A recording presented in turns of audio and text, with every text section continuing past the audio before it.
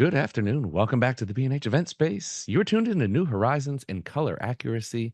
BenQ's calibration software, of course, hosted by BenQ and the man himself. We haven't had him on in a while.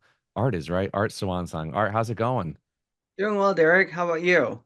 Doing wonderful. I'm going to throw it out to our viewers. Look, you're going to be discussing something that's so important, yet so hard to show virtually because everyone is watching you from a different screen. So today's going to be Art's reminder of it might be time to calibrate. It might be time to look at monitor selection. Holidays are coming up. We all love treating ourselves. So, Art, I'm going to throw that nugget out there and let you do your thing. And I will remind everybody, if you do have any questions at all, drop them into the YouTube chat. Art, I'll see you in a bit for some Q&A. All right, sounds great. Perfect. Thanks so much, Derek.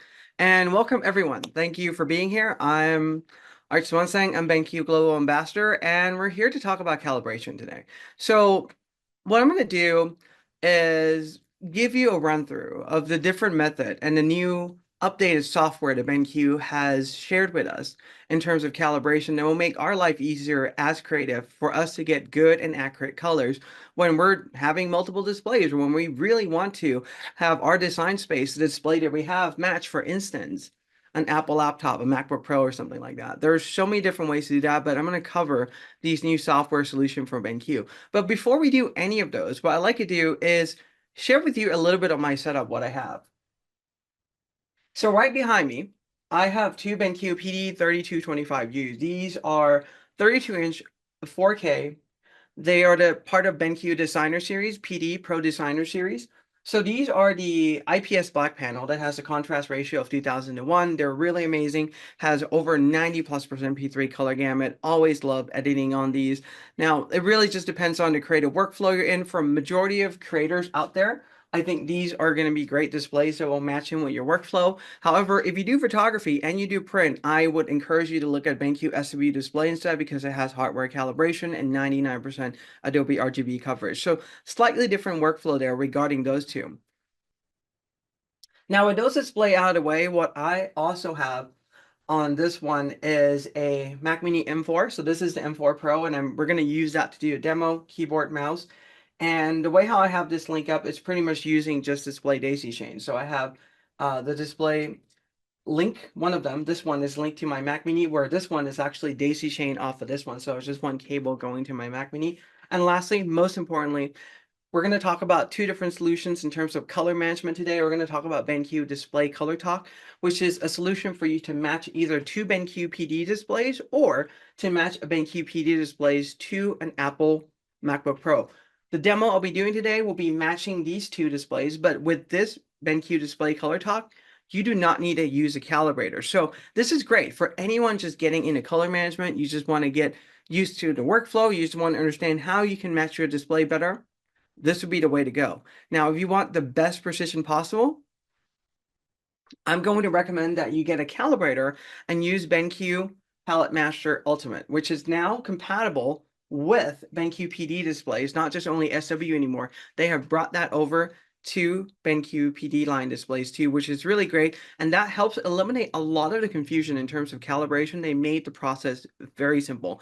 So what we're going to do is first talk about display ColorTalk and do some of the corrections to explain to you the process a little bit so you can see that. Then what we're going to do is jump right into Palette Master Ultimate, run a calibration on this one, and what we can do with Palette Master Ultimate that is really awesome is now you can do what they call a display match display clone. So essentially what I can do is calibrate this display, this secondary PD display, but not calibrating it to itself, which is normally what we recommend out there, but rather calibrating it to this specific display color output. I think that's going to be great. We're going to be demoing all of those in this live that we're doing right now. So the one last thing I do want to talk about regarding the equipment that I have is the calibrator. The one that I'm using for this demo is the Calibrate Display Plus HL. Now, if you're just a photographer, I would probably say the Calibrate Display Pro HL is going to be the best device that you want to get. And the Display Plus and Display Pro HL, those two devices are compatible with BenQ Palette Master Ultimate. So these are the one that looks like that. They're a little bit dark on the side. I'm going to bring this up a little bit. Let's bring it closer to the camera. There we go. So it looks kind of like this. That's the one you want to look for. Those are the ones that I recommend. I would not get the Calibrite Display 123 because it's not compatible with the software and there's a lot of limitation on that. So if you're aspiring, if you're a pro already, I would look at the Display Pro HL or Display Plus HL. All right. With that said, what I have launched right now, this is BenQ Display ColorTalk. And let me switch the camera a little bit there so that we can see this screen a little bit closer. Perfect.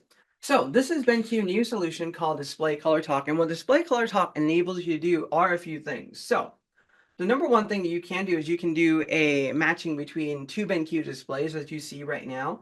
Let me just do one more thing here so that we can see things a little bit easier.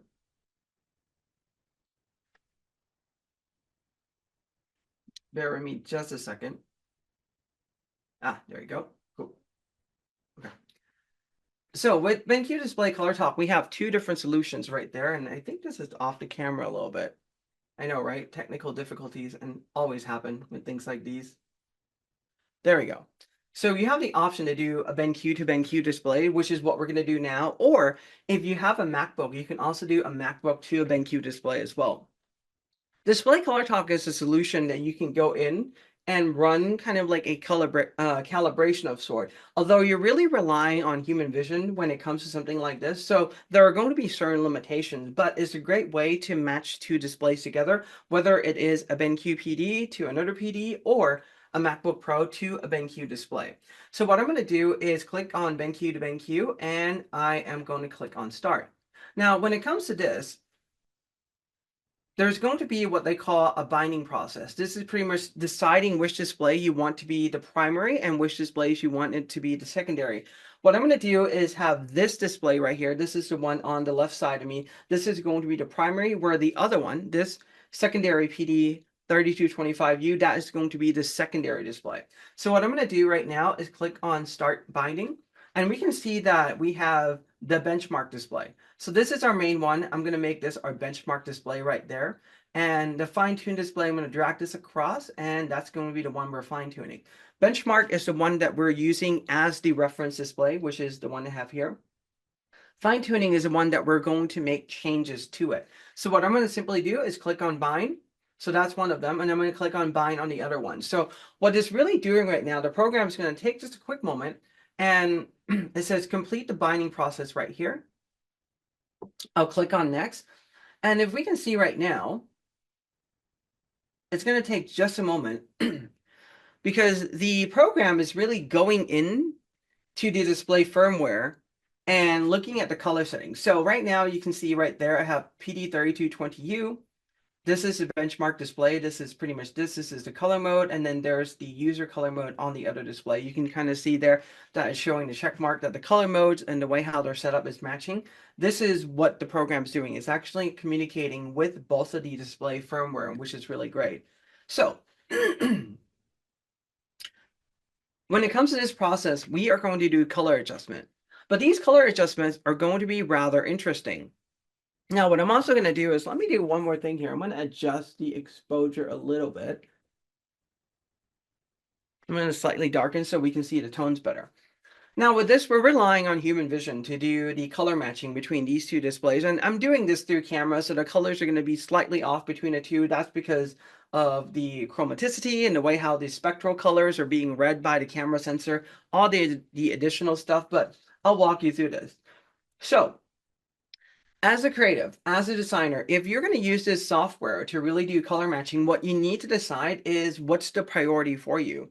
Do you do a lot of design that involves a lot of skin tone?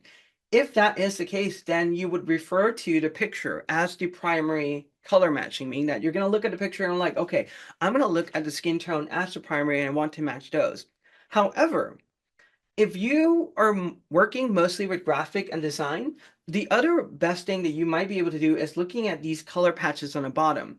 But as you go through the process, the best thing you can do is, if you start by matching the picture, match the skin tone, match the color, right? If you start by matching the color patches and try to consistently match the other color patches that shows up. Don't try to switch them around because they can get confusing really quickly. And also, it can cause color inconsistency. So that would be the recommendation I have. Now, the other thing too is I'm standing from the side right now, but if you're really doing this, I would probably stand just right between those two displays right there. This way you can see the colors from a pretty good perspective that's even on both sides. All right. So with this, the first thing we're going to do is adjust the color temperature. And what we're really simply doing here with display ColorTalk is very similar to using color correction in Lightroom or in Photoshop for that matter. And the recommendation that we have in terms of matching these is for you to start with color temperature first. Yes, even though brightness is set up there, but when you start to adjust the color temperature, you're going to adjust inadvertently the brightness of the display too. And it's just best for you to start with color temperature. This way you can get a chance to fine tune the way how the red, greens, and blues are looking.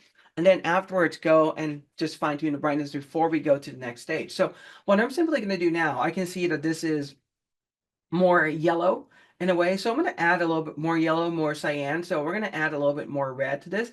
I think it's getting a little closer now. And I'm also going to add a little bit more blue. Probably like about 2. Let's add a little bit more magenta to that one by subtracting green. And between these two displays, we're going to bring that back by 1. Let's bring that back to neutral, and then let's go to a little bit more blue. So between those two, I think it looks pretty close right now. And what I'm really looking at predominantly is the person's skin tone. So I'm going to go and compare this by looking at the pictures and not so much the color patches, because a lot of what I do involves people or their videos of myself. So there's a lot of skin tone there. As far as the brightness between these two go, I would probably darken that display down by just a little bit there. And now I think that's actually pretty close to each other. So I'm going to click on next. Now, once we do this, we're going to start to adjust all these 6 colors. And by the way, you can drag these sliders around like so. Now that color looks really bad, and you can obviously see that. We can fine tune it one point at a time, or if we really mess up, there's that little circular arrow there that we can just click and it will just reset back to default. So let's try to match these two a little bit. I think that this display right now, the one we're looking at, is a little bit more orange. So what we're going to do is change the hue, and let's bring it a little bit more towards like the pink magenta side. So I'm going to do some subtraction on there. And for the most part, I think that looks fairly close to each other now when we're evaluating the skin tone and everything. That looks really close. So I really like that. Let's play with the saturation a little bit, see if we can change a few things, but I don't think there's really much by ways of doing that. Then we're going to go to the next color. Now you can start to see that if you're not in a fully color control environment, if there are lights coming into your display, this can really change your perception quickly. So as great as this solution is, I think this is a great starter solution, but we're going to talk about how you can actually use a calibrator to run the calibration too, and a lot of advantage that comes from that. So when we take a look at this, the colors, I would probably say that we can probably bring the saturation down by about 1 or 2. And let's bring the hue a little bit less green, so we're going to subtract that a little bit there.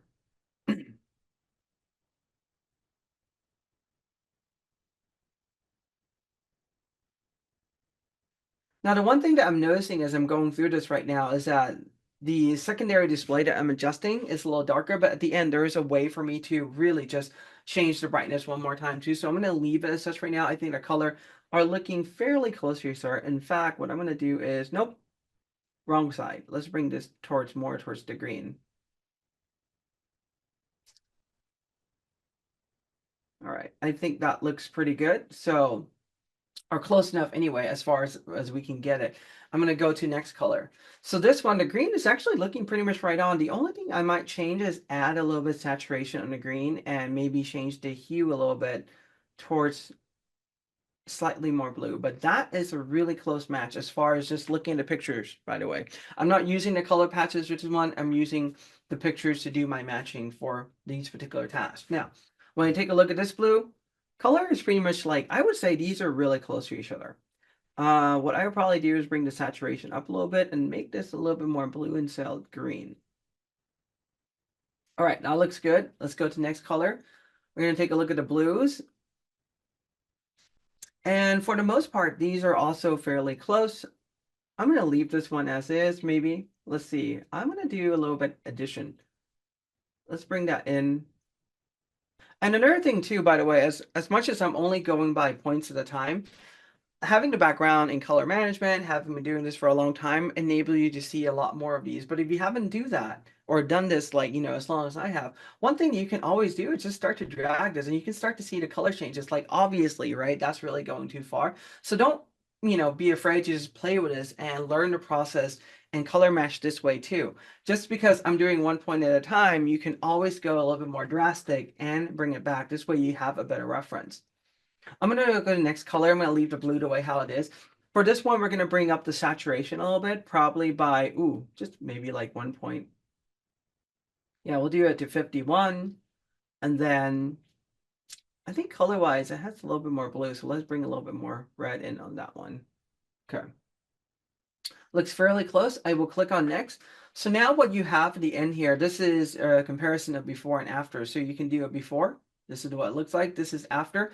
And for the most part, if your displays are the same two PD models and they're pretty much purchased or close to about the same time, when you do these color adjustment, there's going to be some changes, but it won't be drastic. It won't be one of those things where it's like, whoa, what the heck happened there? That's not going to be the case. Now, with all of these, what you can simply do is come and click on each of these individual colors. However, when it comes to this process at the end, do note that there's no more reset button. The reason why this is happening is because this is more of the fine tune on top of the fine tuning process for you to do the color matching. You can also change the brightness, and I mentioned that we want to go in and bump the brightness on the display up a little bit, so I'm going to do that right now. I think that's a better brightness match between those two, so we're going to close that out. But so far, looking at these color and the way how they're matching, this is pretty good, just based on human vision. So from this, I'm going to click on complete, and once that's done, what the software Display ColorTalk will do is make all those adjustments that we have changed and pretty much write it into the display user color mode on that one. So that is BenQ Display ColorTalk pretty much in a nutshell, showing you how you can really get started with color management, color calibration without having to own a calibrated device. Now, like I said, I don't really recommend that. I think that our human vision is fundamentally flawed, as great as it may be. We do a lot of auto stuff, but a lot of things can change our perception. For example, the colors on my wall right now, the purple light I'm throwing in, is probably changing my perception, including the purple shirt I'm wearing. But hey, I love purple. What can I say, right? But for instance, another thing that can happen too is that if you're just enjoying your editing and having chocolate, that changes your color vision. If you're having a glass of wine while you're editing, that changes your color vision. So these are the reason why we want to just be a little bit more precise, or a lot more precise, by using an instrument. And speaking of instrument, what I'm going to do is quickly change between this camera and another one. And what we're going to do is, instead of using Display ColorTalk, we're going to talk about a more precise way to do calibration. And this is, in general, the way how I would recommend that we would go about it. So for this, we'll be using BenQ Palette Master Ultimate. Now, in general, in the past, Palette Master Ultimate has been a software that's really created fundamentally from the ground up, is designed in-house at BenQ Lab. And amazingly enough, like if you know the background is, you will know how astonishing it is, because it's led by my really great friend, Dr. Chris Bai, and he only has a team of around 6 people working for him. So they built this whole solution from the ground up. Started with the SW hardware calibrated display to get really great precision colors out of that. And for those of you that have an SW display and you use Palette Master Ultimate before, you will know that that's a really great software. But what they have done is they have now brought that software and bring compatibilities to the BenQ PD series. So these are going to have support for the newer PD series in the lineup. And I think this is really great because it eliminates a lot of things that happens with software calibration. One of them being that if you don't have the software calibration before, the software will always ask you what display you are using, or specifically what backlight is your display. Trying to figure out what backlight your display has, it's literally like throwing a dart at a moving target that is actually moving really fast, because it's really hard to pinpoint down what they're using.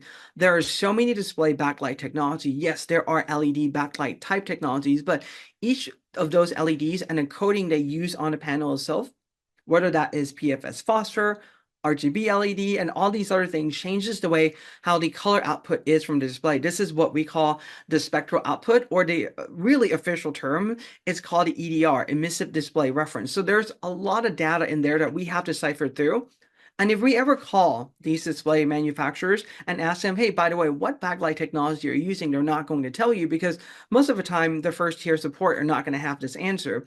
And secondly, they're not really going to tell you because there are just too many of them out there in the market.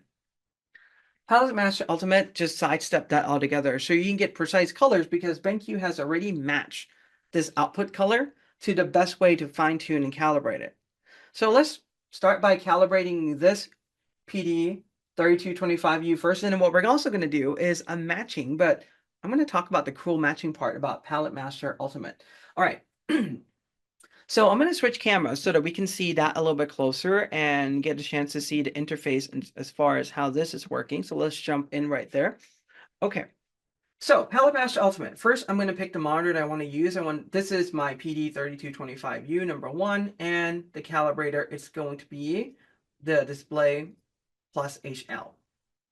We'll give this a moment, and if it doesn't, you can always click on that circle arrow to refresh to, but it recognizes this, we're going to start. Now, when you come to this screen, the second one, you simply have the option to choose between color calibration and validation.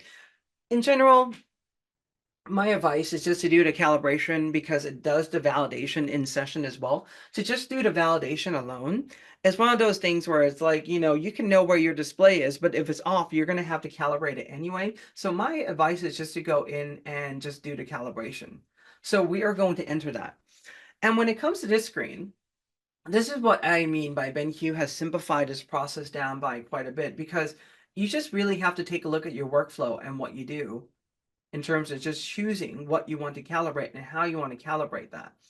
So there are the different ones out there. What I'm simply going to do for this one is I am going to choose Graphic Design sRGB, because this is still, in general, the most compatible color gamut, despite the fact that majority of displays that we have in the market that can now show P3, there are more than, I would probably say, a majority of the other displays out there are probably not capable, even though us as creative, we're using all these color capable display. And when we do this, we need to really think about, I would say that this way, the lowest common denominator out there. And sadly, at this point in time, industry has not fully standardized and gather around or coalesce around display P3 yet. That's coming, but it hasn't fully been standardized. So we're going to stick with Graphic Design sRGB.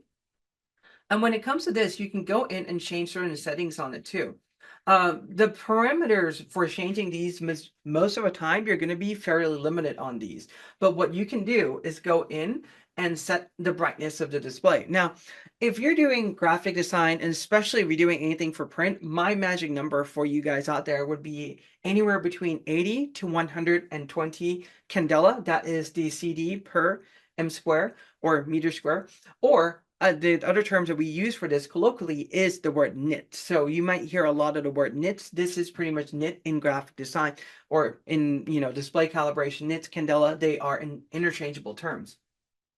So the number between 80 to 120 is going to be good. It will depend on your environment. And if you're not printing, if you want to calibrate your display brighter, is that okay? Sure. I mean, there's really no downside to that. Just note, though, that if you're doing any type of work creatively and you want to print it out, it will probably come out really dark in print. So that's kind of one of the downsides. So what I'm simply going to do is set this to 100 candela or 100 nits.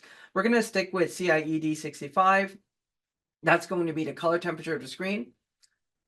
We're going to use color gamut sRGB, and also for the gamma, we're going to use sRGB. Now, these two, that doesn't tell you whether it's gamut or gamma. So the first one is going to be gamut. The second one is going to be gamma that you're going to use. So I'm going to click on next to start the calibration process.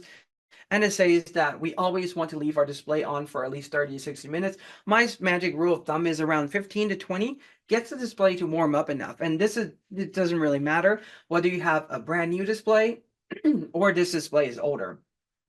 Now, they also recommend that you use either DisplayPort or USB-C.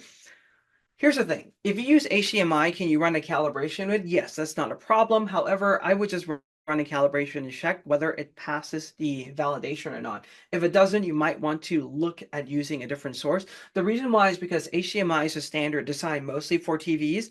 And because there's only like a finite amount of bandwidth on a cable, a lot of times what the manufacturer of these devices would do is truncate the signal. So rather than outputting 0 to 255, they would just output 16 to 235, dropping the pure whites and also the pure blacks so that the tones don't scale really well anymore when it comes to these type of display for pro-creative workflow.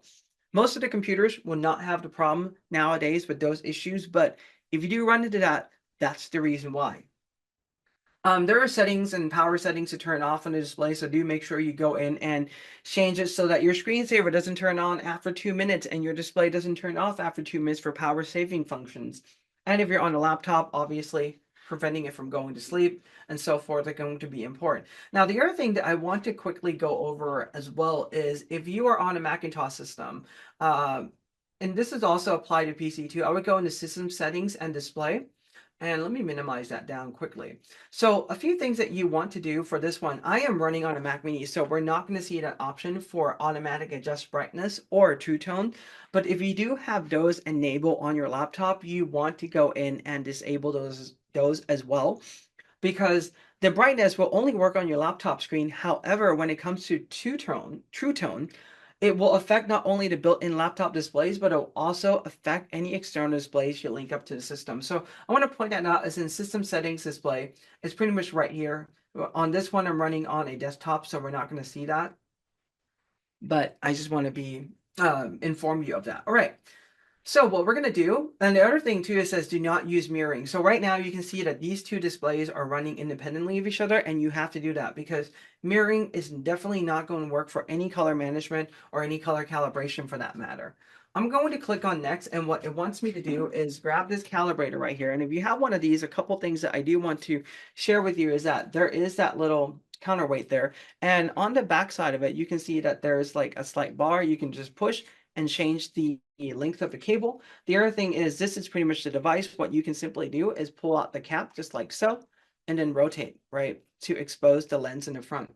Now, a few things that I do want to note about this, you will note that there is a felt lining there. So I'm kind of rotating this around so you can see a little bit better.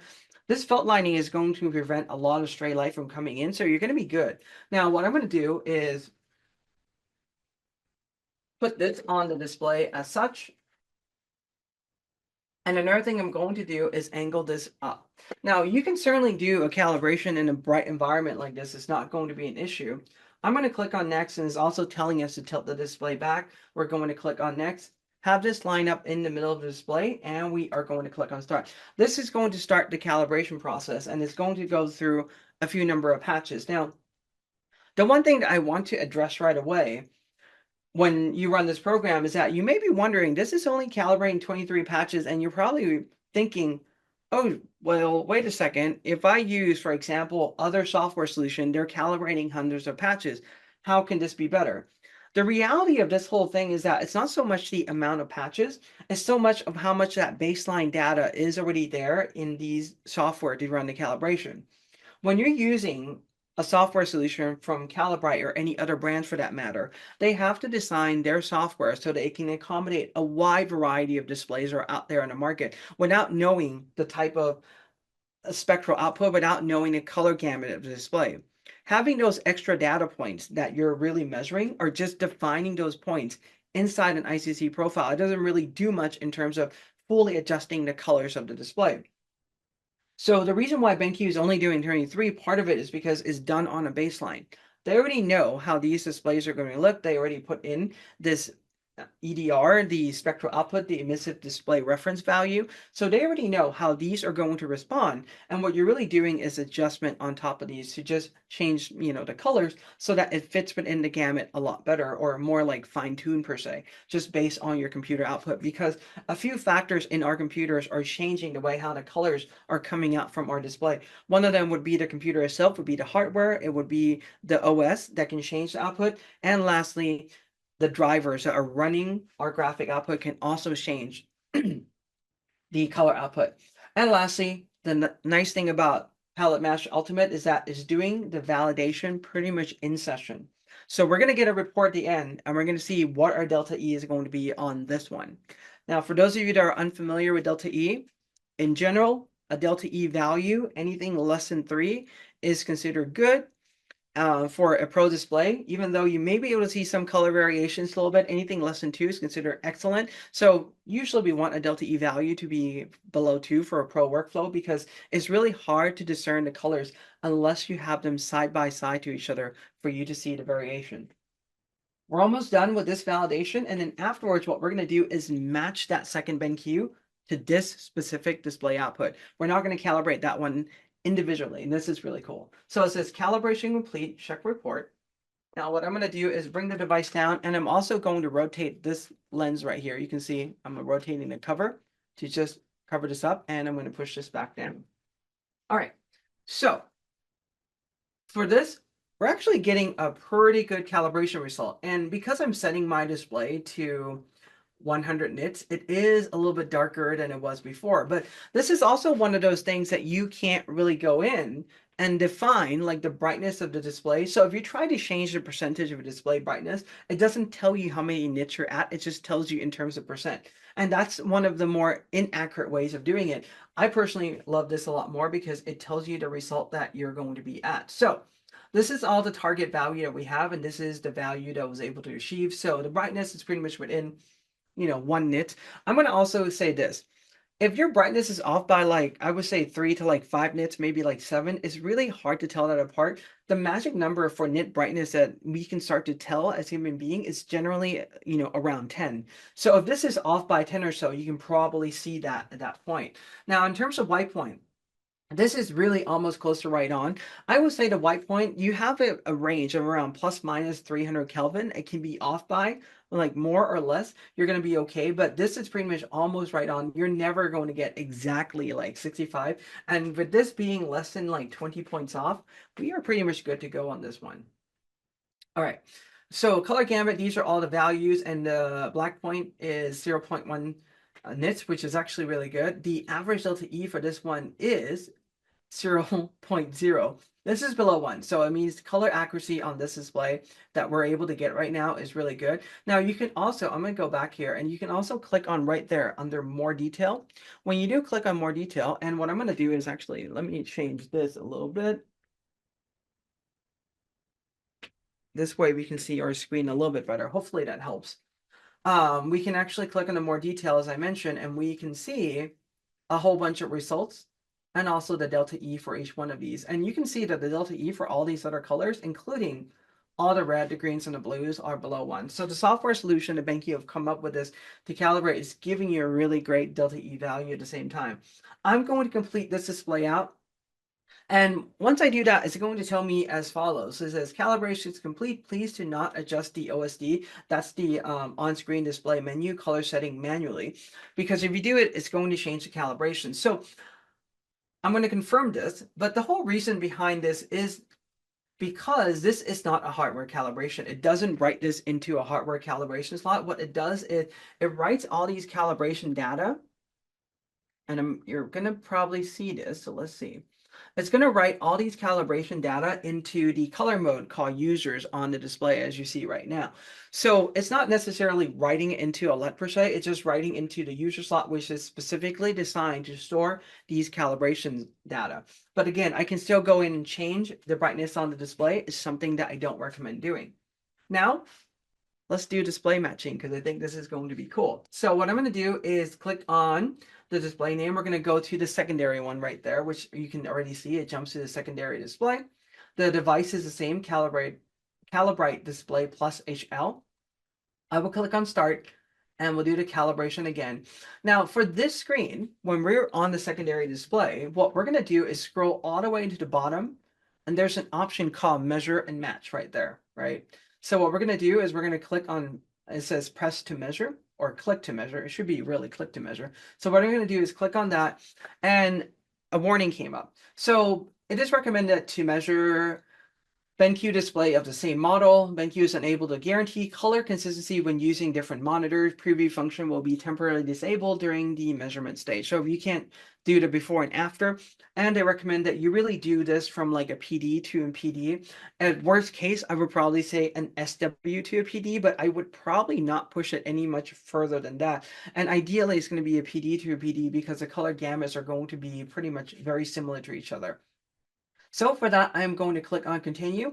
And what it wants me to do is it pops up with this window and it says drag measurement window. So drag this window to the monitor that you want to measure. So I'm simply going to bring it over here. And now we're seeing both screens. And I'm simply going to click on next. It's going to tell me to bring the calibrate out again. So I'm going to bring this out, pull the cover just slightly. You can see it clicks off. Rotate this so that it exposes the lens again. I'm going to click on next and it's going to tell me to tilt the display back. Now, realistically, this interface allows you to pretty much measure any portion of the screen. I can measure that top corner if I want to by just clicking the interface there. It's probably not the best idea to do that. So if I do that, it's probably not the best one because you're not really measuring from the center. So for the best result, I recommend dragging this into the center of display. And even though it's off camera a little bit, we're going to do it this way. And I'm going to click on next, align this up. With that, tilt the display back. Make sure that you do tilt the display back. Otherwise, your device may not sit fully flat on the display, and that can change the result. I'm going to click on start, and it's going to do the measurement. So what it's doing right now is measuring all these known values that it's going to do the adjustment for, and it's going to give me a report of how this display is outputting color. So we're going to give this a moment.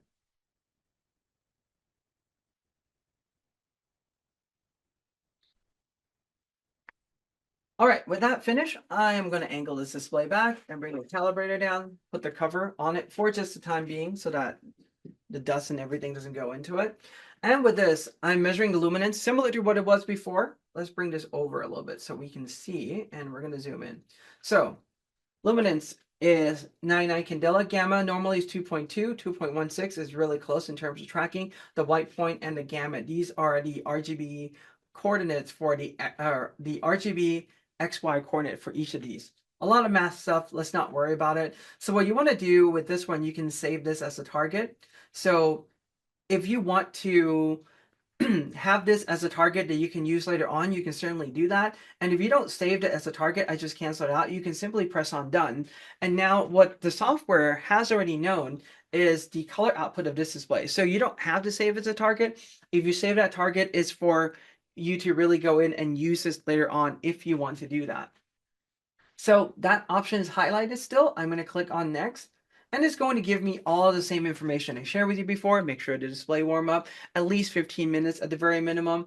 DisplayPort, USB-C cable, we already talked about all of those. Turn off all the settings that are not relevant, especially one that will change color dynamically as you calibrate, such as True Tone on Apple laptop products. And lastly, do not use the mirroring, which we are not, so we're good to go. And you can see the ICC profile name. This is targeting another monitor. It's not doing the independent calibration value. You can certainly go in and change the name on here too. You can see the cursor is there, but I'm going to leave this as such right now. Click on next.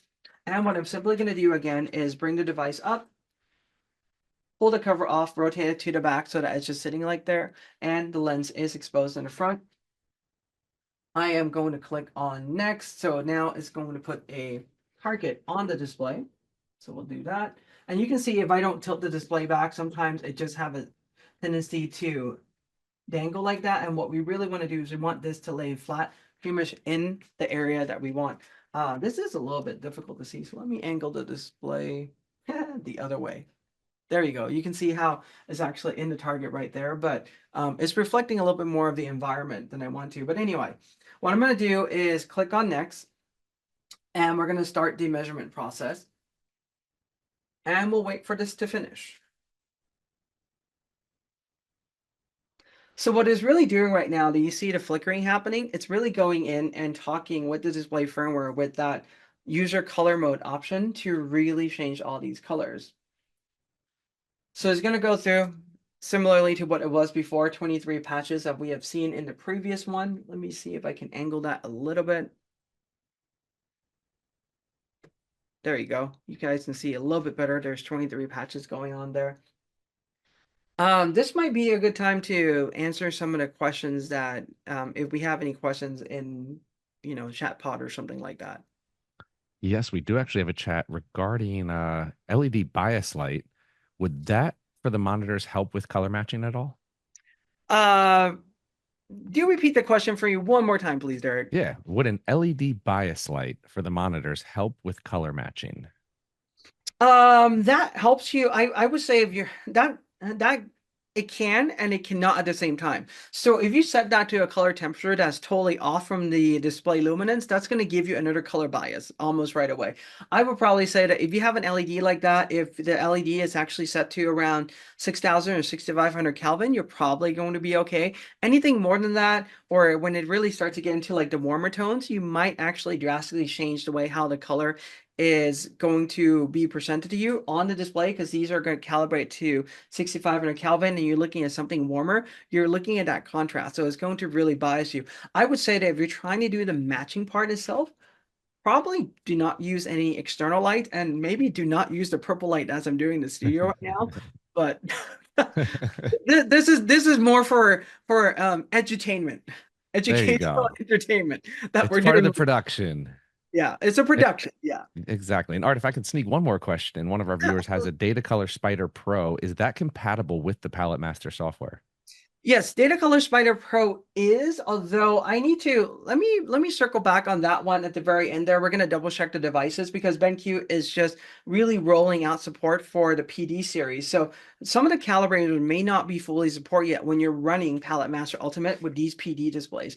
However, that's a very different story than the SW. The SW has been fully validated, so they're going to have more devices that are available initially from the get-go. So I'm going to circle back and answer that question a little bit later on when we're finished with all this and we go back to the main interface. But that's a really great question. Awesome. Sounds good, Art. And we have time. You know what? I'm gonna sneak another one in if we have Yeah, throw time. in one more question before we Okay, continue. we'll do a quick one. Yep. General brightness setting on your screen. Is there a sweet spot for? I know this is widely debated for how bright do you set your monitor for editing? It shouldn't be widely debated. Let me put it that way. The Okay. magic number, as I said before, is between 80 to 120 nits or candela. Choosing those values in 10 increments are going to match fairly well, especially if you're doing any type of print workflow. So, this will work for designers, this will work for anyone out there. And some people that, some creative, when they set their display to, 100 nits or 120 nits, they're saying like, oh, this is way too dim for what I really need. Can I calibrate brighter? I mean, if you're not going to print, you can calibrate as bright as you want. This is why it's a debate. It really shouldn't be a debate. I think that as a creative, especially if you're a graphic designer, you should always, design, especially if you do in print, you always design with a print in mind. If you are a photographer, for instance, you always do that with, for instance, like also with printing in mind. Now, this standard also spill over into the video, even though there's no printing for that one. It's just, editing to a certain standard. Because if you ever set your display to standard like Rec 709 for video, you can a lot of times see that it's actually really dim when you are set that to that particular preset. So those are just some of the things to really think about. But the magic number, as I said before, between 80 to 120 nits in 10 nits increments. I think that picking any of those numbers within those values based on your environment, you're going to be good to go in terms of color management. And yeah, if your display is darker, my advice to you is probably it's time to like either control the lighting coming into your environment or to really dim down the lighting in your studio or have controllable lighting so that it's not going to be too bright for you to work with those type of display brightness. All right, what I'm going to do is jump back onto the close-up of this particular monitor. And what I'm simply going to do is click on check report. Now, this is the end. A couple of really awesome things about this, and let me put the display back in order a little bit. And I think we can avoid a lot of the reflections that way too. Bear with me just a sec here. There we go. Let's bring this up in line with each other, right? Because everything got to line up and be perfect. That's how I am. Anyway, so if we take a look at this report, the luminance is able to get fairly close. 99, this is 98, 1 nits, you're not going to see a difference. The white point is coming really close. In fact, the white point for this one, it was measuring at 6491. This is 6501. So it's coming fairly close on those. Black point is really nice. And the average delta E Again, this is less than one, so you can't really tell colors apart for a normal human vision. And this is 0.61, so this is really good. Now, what's really neat about this delta E value too is that this is not a delta E value just based on this display alone and how this one's calibrating. This delta E is based on how much the color's off from this particular calibration that I have just done. So what you're really getting is not so much just a display, oh, this display is off by that much. Because every time you get a delta E on the display, for two displays, you can have a delta E value that are very similar, but the colors can totally be off from each other. And the reason why is because it's just describing a whole bunch of values. When I click on more detail here, we'll see that it's really just describing a whole bunch of these values right there that could be different from each display.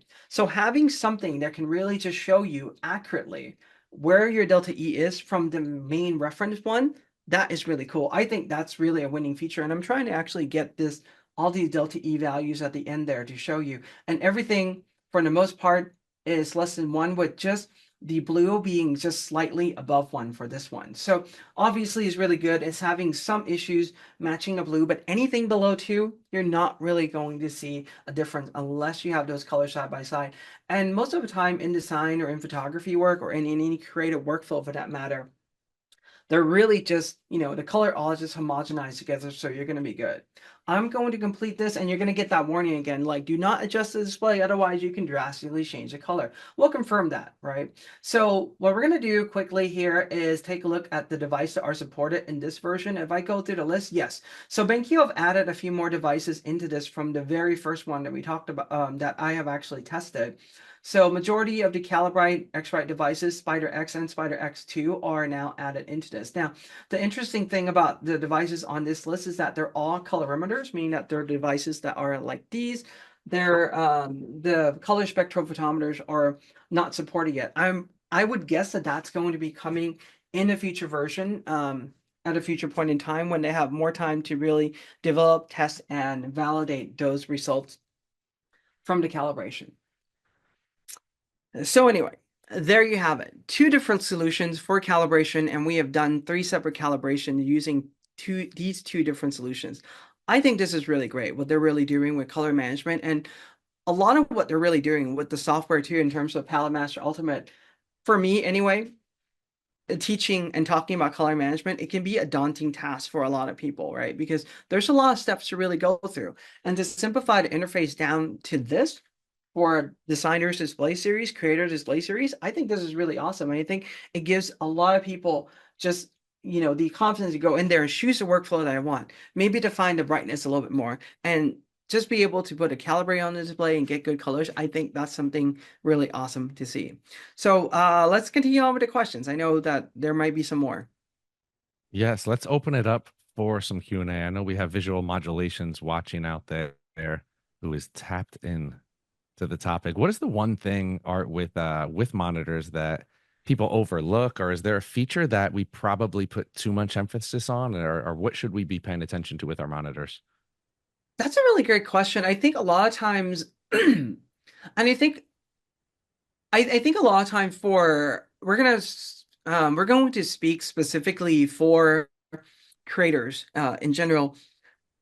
I would say this: not any display is going to work. You want to look for a company that has a pretty good calibration from the factory, from the display itself. And yes, one of the things that I do want to address when I'm talking about that too is the question I get often and frequently is, aren't these display already calibrated from the factory? The answer to that one is yes, every single display is calibrated from the factory. And the second follow-up I usually get is, so why do I have to calibrate my display if these are already calibrated from the factory? And that's a really great question. The reason why is because when you calibrate your display at the factory, it is outputting reference value, is calibrating to P3, to sRGB, to whatever color gamut that is, and it's just flashing those known colors. The issue is that our computers, our little computers, as great as Apple or any other computer may be, they're not outputting reference color. Did you know that each version of Mac OS changes the color and graphic layering output slightly differently? Starting from Ventura, I mean, Ventura was really like every dot release, they changed something, right? Starting with Sonoma and Sequoia, it becomes a lot more stable in my testing, meaning that you're not seeing those color changes from the graphic layering right now. Even though you may be on an older M series Mac, when you upgrade to OS, it doesn't do that anymore. But these are variables that changes the way how our color is coming out from the display. And I will also add this too. Every time Apple release a major dot release, like for example, right now, yeah, a lot of us started with Sequoia 15.0.1. And when they release 15.1 or .2, I would just go in and recalibrate because every single one of those dots can change the way or has the potential to change the way how your color is being output on the display. And if it doesn't do that, there may be a setting in or related to the graphic output that's changing some of the colors output. So you kind of want to just get everything in line after an OS update. It's just a precautionary thing. I mean, you don't have to be that strict about it, but I think it's a good practice to deploy in your creative workflow. Hmm. And I don't know if this is a stupid question or not. I know there's no Okay. stupid questions ever, but the finish, I know that's a big thing. We choose, matte or like these real high gloss monitors for creative specifically, because I think that's who we're speaking to here. Yes, Right. the matte, low gloss, low reflective finish is not as sexy, but is that better for, is there one that's better or than the other for what creatives do? I'm actually glad you asked that. It's not a stupid question. It's a very valid question, and it's one that is contested too much in the world out there. I hear so many different people like commenting on my videos, like there's so much argument in forum about this or that. I'm like, here's the thing, folks. Let's be honest as a creative, and a lot of times what Apple have been doing for so long is making their display glossy only. I'm not calling out Apple for this. I'm just pointing out the obvious because majority of us creative are using Apple products. I mean, some of us are using PC too. So we're going to be inclusive here, but even PCs are doing that. They're making their display glossy, and Apple's been doing that for a very long time. Why are they doing this? Because guess what? When we're taking a look at a glossy display, perception wise, we're going to see more saturation, more contrast right away.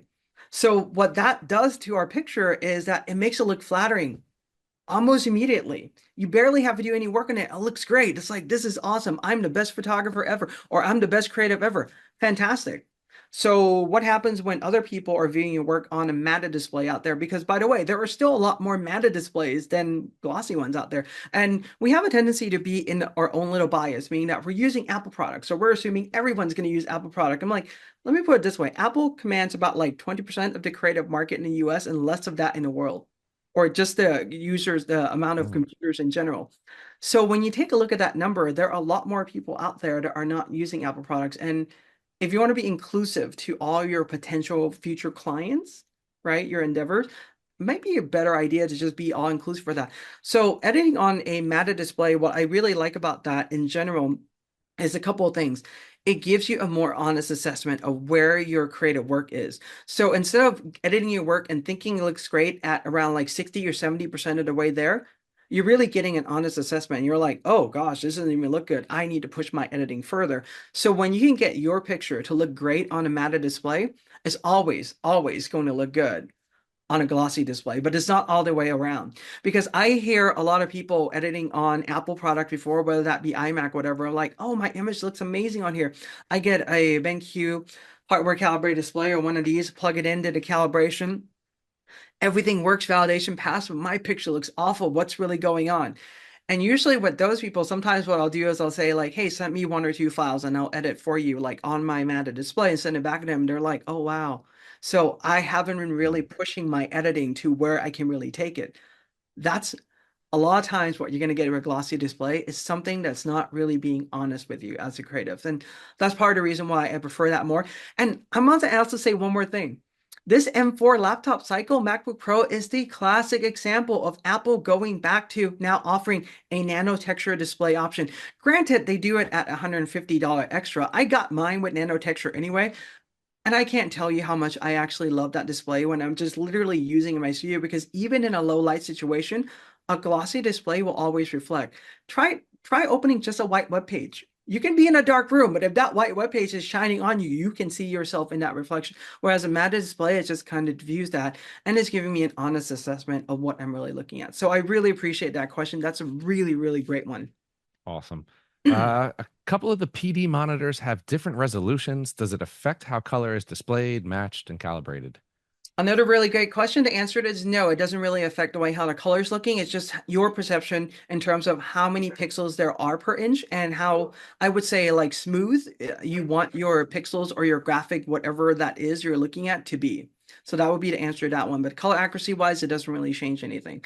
Now, the only thing that I would just be careful with the PD series, especially with the I would say the older models in the lineup that are still available in the market today, some of these smaller size display and a lower resolution one tends to be of a different bit depth, like 8-bit only instead of 10-bit done by an 8-bit plus FRC. So I would just take caution on that one, but otherwise you're going to be good to go. Okay, and a final two-part question here. Is there a definitive answer or your advice on size? Is it one of those things where it's like, go out and get the biggest monitor you can fit on your desk, or is there an ideal size? And how often should we be replacing our monitors? I know we talk about calibrating, but what's the shelf life on a monitor for a serious creative? When do you want to replace it? So let's answer the first question first. Is there an ideal size? No. I would say the ideal size is based on what your preference is, your workflow, and I would argue at large your environment because don't get me wrong, I edit on two 32-inch displays, and no, this is not my setup. This is just studio setup, but my daily driver is a BenQ SW321C, and I love that display. Now, for majority of the people, they take a 32-inch display and unpack in their space, and it's huge. It will take majority of your desk, and having two of them like right here, it doesn't seem like it's that big, but this is pretty much my wingspan, or like close to my wingspan right there. So it is a lot of monitors for you to really have. That's why there are different sizes are out there. I think ideally, where most creative are going to find the space not too large and something that works really well is going to be the 27-inch model. And just to as a little plug for BenQ, they launched two new models. They released the 27-inch 5K display that's going to be coming earlier next year. That's something I'm really looking forward to testing. And also, they have updated or released an alternative version of this one, PD3225U. So they released another one that is 144 hertz. Now, don't ask me for those exact model numbers. I can't remember them right now, but nonetheless, those two are really coming in a 32-inch 4K 144 and a 27-inch 5K. I think that's going to be a really good one. So the second question is, how often should we be replacing this display? I would say, 3, 5 years or so, you can really run them for a very long time. If you start to notice your color is deteriorating and you really can't calibrate it anymore, it's probably time to replace it. A lot of the other things that you may see from display, I would call this like LCD bleeding. And that's when you see like certain colors start to like creep in or like a darker tone creeping in, or if your display is starting to show like one, like starting to discolorate one side versus the next, kind of like what you're seeing in lighting in studio right now. Actually, it's on that side. You can see if it starts to look like that and it's not even anymore when it is supposed to be even, especially if you go into Photoshop, pull in white, grays, or black, or I would mostly do white and grays. If they're that off, it's probably time for you to look for a replacement. Now, if you're right in the warranty period, my recommendation is to contact your local support. They're going to do their best to help you out in terms of finding a replacement solution for what you're going to need for your display. Awesome. And an unsolicited trick from me: when your significant other or spouse gets on you for buying a new expensive monitor, just hold the side, pinch it for a little bit. See, look, it's off. I got to buy it. No, Hmm. don't do that. Don't do that. Yeah. Art, I'm giving bad advice out here. We All good. got your YouTube dropped. Art is right. Art, you've probably forgotten more than I'll ever know about monitors. So I want to thank you. It's been a while, like I said, since we've had you on, but you always come on and you know your stuff, man. It's a pleasure as always to have you on. Any closing words? No, I'm hoping you guys find this helpful. I would say if you want any more information, want to find out more about this, find me on YouTube. That's youtube.com. Artist Right. That's my channel. Would love to see you guys there. Thank you so There you much for go. today. Awesome. Huge thank you to Art and of course BenQ for hosting. We did drop the link to his YouTube. Art is right. So definitely go check that out. That's all we have for you for now. Another edition of the B&H Event Space now in the books. Catch y'all next time.